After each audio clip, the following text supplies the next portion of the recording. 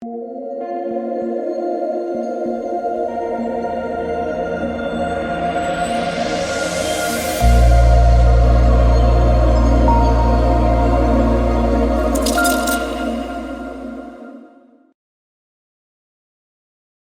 right, guys, we got a nice 9-game slate to talk about here on Friday. If this is your first time watching, my name is DK. Do cover content for Draftkings, NFL, and NBA, as well as Prize Picks. Prize Picks are their sponsor of the video. You can use the code DKDFS. That'll give you a 100% match up to $100. If you're not familiar, it's a player prop site where you build 2, 3, 4, 5, up to 6 player props. Can go up to 25x your money. All the sports that they have are listed up top. So if you guys have any questions, you can always let me know in the comment section down below. But yeah, make sure to take advantage of that free money. And if you guys are looking for just more in-depth content, my Patreon is linked down below. So yeah, that's what I got. Recapping, or apologize for not uploading yesterday. Just needed a mental break. Been going a little bit of a rough stretch recently, just like catching every bad break. So it's like, I just didn't have the energy to make a video. But let's recap what happened tonight. So tonight was a good day over here on Prize Picks. Went 3 for 4 and made $500. So no complaints there. And then also had a nice win over on BetMGM. I was so confident in this one because got burned by this when I recommended the SGA under assist in a previous Prize Picks video. And they just like randomly benched Giddey, so he went over. I was so incredibly mad. I was like, you know what? He is not going over 6.5. So that was a very nice win over there. And then as far as DraftKings go, yeah, forgettable. I mean, Quentin Grimes, 1 for 10 shooting. It's just like, I pivot off LaMelo Ball because we get the Toronto news. I played LaMelo previous slate. He shot like 6 of 20 or whatever. He shot like, I think it was 7 of 25 actually. So I pivot off LaMelo. LaMelo smashes. Pivot on to Siakam, who whenever I play can't do anything. Of course, Siakam just has like a below average game. But when I fade Siakam, he goes for 70. So yeah, I played a 0.4% Chris Boucher. He was someone I mentioned as a contrarian play. Literally no one was on. The industry projections were projecting him for like 10, 12 minutes. I thought that was wrong just because we have seen him play more in situations like this. And yeah, that was nice, but didn't really matter just because they didn't have Luka, who went for like 100 again. So yeah, that's the recap there for DFS. And all right, let's talk about this 9-gamer. So Washington, Orlando is the first game here. For the Wizards, Bradley Beal status still up in the air. Last game, they did start a bigger lineup with Gafford at the 5, Porzingis, Kuzma, Monte Morris, and Denny. So it'll be interesting to see if they run that same starting lineup again. But yeah, if Beal's out, I mean, Porzingis and Kuzma are the guys that have, the upside, obviously. I think both will be pretty solid plays here in a good matchup against the Magic. If Beal's in, and then it's just like, yeah, the top 3 guys are in play. If Gafford starts again, then yes, he's playable, but he's very, very prone to foul trouble. Monte Morris, if there's no Beal, yeah, should play around 30 minutes. I think that's totally fine value play. So let's move on to the Magic, who you guys saw, they suspended like almost the entire team for that brawl because a lot of players left the bench area. So they're only going to have 8 active players. So you better believe I'm getting that Bol picture fired up for tomorrow because look at the Magic and see what bigs they have available. Bol's the only big. I think the backup 5 probably will be Admiral Schofield tomorrow. But yeah, I mean, it's hard not to like this Magic team. So I think what they're going to do the starting lineup, it's going to be, in my opinion, probably Fultz, Franz Wagner, Banchero, Bol, and then Terrence Ross. They could start Caleb Houston. We've seen him, I think, start one game. I think it'll be either Ross or Houston that start. But yeah, only 8 active guys. So you're going to get a lot of run for the Magic. So I think I have interest in basically all these guys. Banchero should be the go-to guy. He's been quiet of late, but I expect, 35 to 40 minutes from him. Franz Wagner should see a minutes increase, probably in that mid-30s minute range. I like him in the mid-range. Markelle Fultz, he's been very up and down, but they don't have much, so I like Fultz. I like Bol. I think Bol probably my favorite point per dollar play at 4.8K, just because he's a good point per minute guy. I expect him to play majority at the center position, probably see 30 plus minutes, assuming no foul trouble. But then I like the value too, because it's yeah, these guys are not going to be great point per minute, but they're really cheap. And with only 8 active guys, these guys are all going to play a good amount of minutes. Like Terrence Ross has, kind of been in and out of the rotation, not been playing a ton, but he's only 3.1K and should play a lot with shooting guard, small forward eligibility. Admiral Schofield hasn't really been playing much either, but I expect him to get backup 5 run. He's the flat min price. Caleb Houston really has not been great, but he should see minutes, as should Kevin Harris. So probably my 2 least favorite would be Kevin Harris and Caleb Houston, just because they're really not productive when they're on the court, but they're still in play. My team looks really good. Definitely my favorite team to target right now. Phoenix and Toronto. So the Suns just dealing with a ton of injuries. It's been kind of a frustrating team to target of late.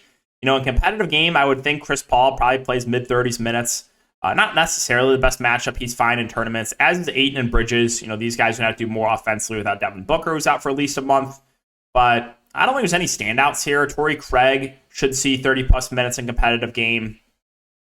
I mean, they've been starting Landale. I guess they could start small with maybe Lee or Okogie. Don't get me started on Dwayne Washington, man. The fact that he was 35% owned last slate. All right, I'm not going to spend too much time on it. That was right up there with one of the worst plays of the season at that ownership, right? Because Dwayne Washington is strictly the backup to Chris Paul. So I tweeted that out. I was like, what? Is everyone just expecting this game to blow out? Yes, Dwayne Washington's going to be productive when he's on the court, but he's not playing minutes alongside Chris Paul. So if Chris Paul plays 36 minutes, Dwayne Washington's only playing 12. And the game blew out, so Dwayne Washington got some blowout run there at the end. But he was only on pace for 13 minutes, so the game did not blow out.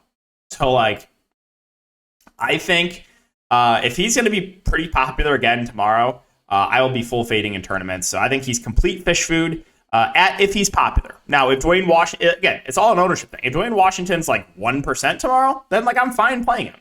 The fact that he was 35% owned that last slate, one of the worst plays, in my opinion, of the NBA DFS season. All right, let's move on to Toronto. So Van Fleet and Achua missed the game tonight. Minutes-wise, you can expect big minutes for Siakam, Barnes, and OG. If Van Fleet's out, I think all 3 look pretty solid. Scotty Barnes will start at the point guard position. Siakam will get a bump. OG Anunoby will look a little bit better. Gary Trent Jr. did not start, but still saw a solid run off the bench. Now, the only downside of him is he's scoring dependent, but those 4 look pretty good if there's no Van Fleet. And then the 2 value plays that are probably of interest would be Boucher and Flynn. The minutes aren't updated, but Boucher, I think, played close to 20 minutes tonight. Again, he's a good point per minute guy, and he's sub 4K. And Malachi Flynn played a bit more. He's been, pretty solid part of this rotation as well. So Flynn, Boucher for value if there's no Van Fleet, and then the 4 main guys, I think, all look like pretty good plays. Lakers and Atlanta Hawks. So Anthony Davis obviously still out. LeBron James is questionable. Schroeder, Lonnie Walker, Austin Reeves probable. So LeBron James is in. I think LeBron himself and Westbrook are fine plays at the top. I wouldn't say either priorities. Thomas Bryant against a big Atlanta Hawks front court in a competitive game, I would think probably plays close to 30 minutes. Value, even if LeBron plays, I think Reeves is fine. He was awful last game. Now, if LeBron's out, then that changes things, right? Then Schroeder and Lonnie Walker look good. Then Pat Beverly, Reeves look a lot better. Then Westbrook's going to have to do a lot more, even though he'll still come off the bench. So LeBron news is pretty big. Last game he was questionable. He did play, though. Moving on to Atlanta. So Capella's still out. Trae Young probable. DeAndre Hunter questionable. As far as the 2 guards go, I like them both for tournaments. I would say neither priorities. Bogdanovic feels priced about right. If there's no Hunter and they start Collins and Okongwu, then I like the front court here. You saw Okongwu get in foul trouble 2 games ago. You saw John Collins get in foul trouble last game. So both these guys are prone to foul trouble. But, we've been seeing basically them stagger the minutes. So, when Okongwu's not on the court, Collins is playing. So, Collins is getting a lot of the backup 5 runs. So, I think the front court probably my 2 favorite plays there for Atlanta. Detroit and Chicago. Another team, Detroit, is going to have no Killian Hayes. He's out for 3 games. Hamidou Diallo got suspended. You might have Marvin Bagley back. So with Killian Hayes out, I would think they start Alec Burks. I guess they could start Corey Joseph just because in situations like this, they've done that before. But Detroit actually looks pretty good if you think this game can stay competitive. Bojan Bogdanovic, like his ceiling, but again, relatively scoring dependent. So he's not going to do a ton as far as the peripheral stats go. Jaden Ivey, I would think, probably plays 30-plus minutes. He's going to look a little bit better, in my opinion, without Killian Hayes. Jalen Duren's been playing extremely well, which has been great for my best ball teams. I got him late. And, I think he's a solid play. But if Bagley's back, then, the minutes probably do tick down. So if Bagley plays, don't know if I can pull the trigger on Duren. Isaiah Stewart was horrific last game. Also, it was a different rotation. I was so pissed about that. Took his over fantasy points, and it was just a completely different rotation. But that's what I get for trusting the Pistons. Now, I think two very popular plays tomorrow are going to be Burks and Saddiq Bey. They both went for 50 fantasy points last game. Now, I would say both those performances are outliers. However, they're both cheap, and there's no Hayes, there's no Diallo. If Bagley's out too, I think you can feel pretty good about the minutes for Burks and Bey. So I do like them. We'll see what the ownership comes in on. I think they're going to be extremely popular, but do like Burks, do like Bey. I think Corey Joseph probably enters the rotation, possibly starts. We'll see. So Detroit, definitely appealing team, but there is blowout risk here, right? This team is not great. Moving on to Chicago. So Chicago, we got Patrick Williams questionable, Russo probable, Kobe White questionable. I like the big three, DeRozan, LaVine, Vooch. I think they all look pretty good in a good matchup here. With Caruso back, kind of takes I would assume out of play. Caruso himself, I would assume starts. If he starts, fair value play. And then Andre Drummond is always in play for tournaments for me. It's a little revenge spot for him. Good point per minute. It has been playing the backup 5. And if Patrick Williams misses, I'm not sure what they would do with the starting lineup. Would they throw just another guard in there and go a little bit small? So I guess they could just go Io, Caruso, LaVine, DeRozan, Vooch. Yeah, I'm not sure who would start if Pat Williams is out. Minnesota and Milwaukee. So Cat's still out for Minnesota. Slow-Mo's been questionable for the last 3-4 games. I would think he's returning soon. Anthony Edwards and D'Angelo Russell, they should play big minutes. And I think both are solid GPP plays. I wouldn't call either priorities, but you're just seeing close to 40 minutes a game from both. I've literally been saying this for years. How overrated Rudy Gobert is. I think I want to say it was 3 or 4 years ago I started my, just not liking Gobert. I thought he was extremely overrated. And now he's finally getting exposed because he's overrated. So they're closing games with my boy Naz Reid over Gobert. So Naz Reid at 4.9, I think is a solid tournament play. Again, the minutes been trending down in Gobert. McDaniels, if there's no slow-mo, I think is a fair play in the mid-range if he can stay out of foul trouble. Has been playing relatively well. Don't mind taking a shot in a well in tournaments there at 4.3. Moving on to Milwaukee, can we also talk about this? Drew Holiday, also on my best ball team, was literally sick last week and missed 2 games. How is he sick again? How often is this guy sick? How is that possible to get sick last week and then sick again? Someone make it make sense. Yeah, Middleton out, Drew Holiday doubtful. So Giannis Antetokounmpo is going to be massive chalk, as he should be. He's going to play probably mid-30s minutes, going to do everything for the offense, and it's a good matchup. So I think Giannis looks great there at the top. I do like Bobby Portis in tournaments. He was one I took advantage of or mentioned really liking last slate, and it's happened the last couple times. Projection sites have been off on Portis when you get one of Drew or Middleton out. They only project him for 22 minutes. I was I think Portis is going to play closer to that 30-minute mark. He played 28 minutes, and I like his ceiling for tournaments. Brook Lopez looks better without those guys. I think he's a fair option there. Grayson Allen, Pat Connaughton, Javon Carter, all playable. Grayson Allen should play around 30 minutes. Pat Connaughton was massive chalk and was a letdown last slate. But if he starts again, he's certainly playable. Javon Carter was also a letdown last slate. Those guys are still viable plays. George Hill actually closed over Javon Carter. I'm not sure we can expect that again. Philadelphia, New Orleans. So we have Maxey. Looks like he's returning. I don't think he'll play full minutes, so don't think we can get to Maxey, but definitely hurts the secondary options here for the 76ers. I really think the only guys I've interested in would be Embiid and Harden. Probably a lean to Embiid over Harden, but that's really it with Maxey coming back. On the Pelican side, still no Ingram. Herb Jones, questionable. And we got Larry Nance, doubtful. So, with the top end guys, I think Zion's a fine tournament play. I think CJ's a bit overpriced for me. JV against a big front court against Philadelphia could see more minutes. Obviously, he's could run into some foul trouble, but If you give me like 30, 35 minutes from JV, I think he's a solid tournament play. Trey Murphy's 5'2", just kind of indifferent on him. I mean, with Nance doubtful, I'm not sure if they go to Hernan Gomez or Jackson Hayes as the backup. Both have been seeing, minutes of late. So that would be the tricky part there of like if JV gets in foul trouble. I don't think it's clear who they would go to. So, I can't say with confidence who that would be. All right, last two games here, Miami, Denver. So Miami, looks like everyone's going to be available. Jimmy Butler probable, Hero, Bam, Lowry all playing. There's not much here, to be honest. I think Gabe Vincent at 3-6 is a fair value play. Last game started. Surprised how many minutes he played. Played 31 minutes. He's going to shift back to the bench, obviously, but probably plays 20 to 25 minutes. But yeah, a lot of these guys priced up from when Miami was shorthanded. So really not much interest here on the Denver side. So this one is hard to say right now because Murray, Gordon, and Bruce Brown all questionable. I mentioned on Patreon last slate for Denver how I wanted to leave some room. I thought all the Golden State guys would rest. They didn't, but we did have all these Denver guys rest. So like we got Bones Highland at low ownership. He smashed. We got some of these other value plays that were like pretty solid too. So and then Michael Porter Jr. and Jokic obviously were good too. Jokic either way going to be a solid play. Obviously Giannis is going to be more popular than Jokic. But Jokic should be the pivot. Michael Porter Jr., if all these guys are out, going to look a little bit better. Bones Highland would be the priority, though, for me. If all those guys are out, would most likely play over 30 minutes. KCP, he never really changes. He's the 3D guy. They did start Zeke Naji alongside Jokic. He played 31 minutes. Him and Kanchar, I never know how you pronounce his name. Probably split those minutes if all those guys are out at the 4. You saw some run for Christian Brown. At 3-1, you saw Ish Smith play the backup point guard role. He played only 15 minutes, though. So, yeah, I mean, if all these guys are out, Denver's going to look pretty appealing. If they're all in, then, just mainly the main guys, I would say mainly just tournament plays. Portland and Golden State. So, let's see.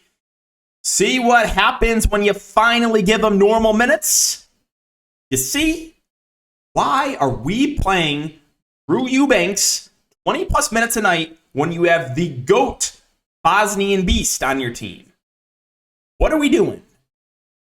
So you finally give Nurkic minutes, 36 minutes. He goes for 70 fantasy points. Play him more. My goodness. But of course, in that game, I played Damian Lillard. He shot 5 of 18. So that's no surprise. I also played Terry Rozier in that game. He shot, I believe it was 2 of 16. So great shooting from those two combined for me in that previous slate. But yeah, Dame Lillard, like his upside in GPPs. Obviously, we saw a big game from Nurk last game, so Lillard was a little bit quiet. Jeremy Grant also had a massive game up for 61 fantasy points. I mean, the starters are going to play a ton, right? And this is a good matchup, so I think all 5 starters look pretty good. Hart, I would say, probably the easiest to get to since he's got shooting guard, small forward eligibility and is sub 6K, but like the ceiling on Lillard, like the ceiling on Grant and Nurkic. So, yeah, there's a good amount to like here for the Blazers. Not much interest in the bench for me. On the Golden State side, so still no Steph, still no Wiggins. DiVincenzo and Draymond Green are probable. I just know this is going to be the game that Jordan Poole finally doesn't shoot awful. I took his over points at 27. He shot 7 of 22. I went for 26. It just that's what I'm saying. Actually, it's just been the way it's been going for me over the last week. But Poole, like his upside in tournaments. Klay Thompson, also if he hits the shots, fine in GPPs. I think Draymond probably the safest option. Should play mid-30s minutes in competitive game. A guy that can stuff the stat sheet. DiVincenzo should also play 30-ish minutes. I think he's a fine option. Looney, mid-20s minutes, decent value play. Not a ton of interest in the bench, guys. Minga's too pricey. Jerome's been playing well for this team. He played a bit more last game, so they were more shorthanded. So I guess if I had to pick someone off the bench, it probably would be a 3.8K Ty Jerome. And finally, Utah and Sacramento. So good matchup here for the Jazz. Markkanen, Clarkson, like the ceiling of both them. Back-to-back 50 bombs there for Markkanen. Clarkson should play mid-30s minutes. Those two look solid. The front court's just there with like Olynyk and Vanderbilt. Kessler shifted back to the bench. Still played 20 minutes, though. Conley, 33 and 32 minutes over the last couple games. I think he's like a fine cash play. I don't love his ceiling, though. Beasley, minutes have been ticking down. You got Sexton back as well. So really outside of like Markkanen and Clarkson, not a ton that I love. Maybe Conley would be my next favorite play. finally Sacramento. So my boy Sabonis played through a broken thumb and still for 56 fantasy points. So he has been playing extremely, extremely well. I like him for tournaments. Doesn't look like that thumb affected him too much. Can I also talk about this, though? How is this possible? De'Aaron Fox, without Domantas Sabonis, 2 games ago, only plays 30 minutes. I was like, I really like Fox. He gets a usage bump without Sabonis. He's going to look good. He only played 30 minutes. The next night, with Sabonis back, he plays 37. I'm just like, is that just not DFS in a nutshell? Play him two games ago. For some reason, only plays 30 minutes in competitive game. The next night, when you have your other star back, plays 7 more minutes. Couldn't believe it. But yeah, with Sabonis back, Fox more of his secondary play. Secondary plays in the wings, too, with Herter, Barnes, and Murray. I mean, the ceiling's always there with Monk, like we saw it last game, but most of the time he's, going to settle in that 20 to 25 fantasy point range. But ceiling is there, so he's always playable in tournaments. But yeah, guys, so that's going to wrap up the video. If you have been enjoying the DFS content, so make sure to like, subscribe, and hit the notification bell. See you guys in the next one.